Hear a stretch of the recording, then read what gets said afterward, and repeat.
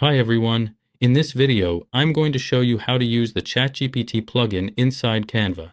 This is my avatar speaking, not me personally, and if you can't do it or have any issues, let me know in the comments, and the real me will help you. I'm inside Canva. First, go to the Apps section, then go to the App Store or App List. Type ChatGPT. You'll see ChatGPT powered by DE. Click on it. You can choose to use it in an existing design or start with a new one. I'll pick a new design, like an Instagram post. Wait for it to load. On the left side, you'll see the ChatGPT plugin appear. You can type your prompt here. For example, I'll type a dog riding a skateboard in a park. You can also use the Surprise Me option. Then click Generate.